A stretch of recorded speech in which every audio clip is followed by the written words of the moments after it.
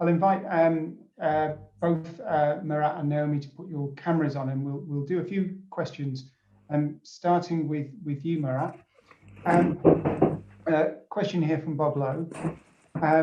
Does the depth of effective ventilation not depend on the airflow pass through the building as a whole? Thank you for the question. In my experiments, my experimental space was exposed to external environment. So my boundary condition was exposed to external conditions, so I cannot tell if the airflow in the how the airflow in the buildings affect the effective ventilation depth. But from my experiments, I can tell that the wind velocity has no effect on effective ventilation depth for single-sided ventilation system. So if we assume that the isolated location was within the building, the airflow within the building would not affect the depth of the fresh air penetration depth, as long as the air is flowing into the domain. I hope that's answered the questions. Okay, thanks for that. Well, I think, as always in this short session, if it hasn't, then we can take it up in discussion over the Q&A later. I had a very quick question for you as well, which is that ventilation effectiveness strikes me as being very dependent on details, vent positions, laterally, vertically, temperature differentials, which are things that, some of these things that you were able to look at. But what were you able to vary systematically, and how do you think this impacts on the kind of more generalizable findings that you'd hope to have at the end of the study?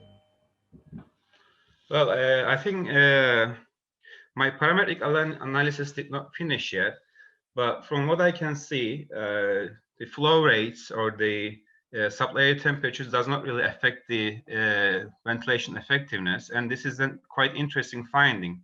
So this shows the robustness of the natural ventilation systems in terms of ventilation effectiveness, and I think it should be encouraged to use in the industry more.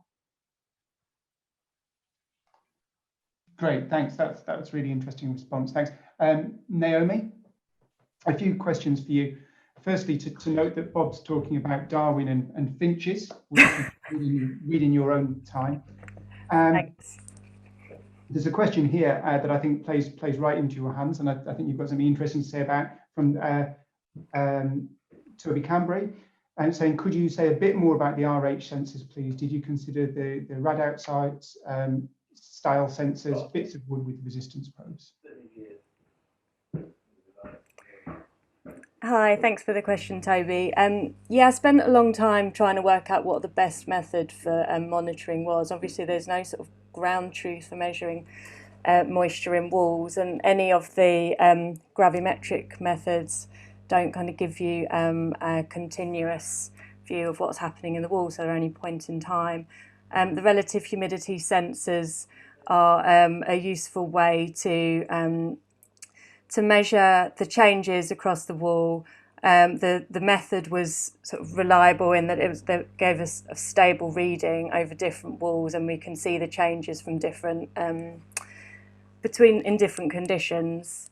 I also used hygrotrack sensors, which were buried in the wall and also screwed directly into the wall. So there were hygrotrack sensors attached to timber blocks buried in the wall, and that data has been compared in a little bit of detail.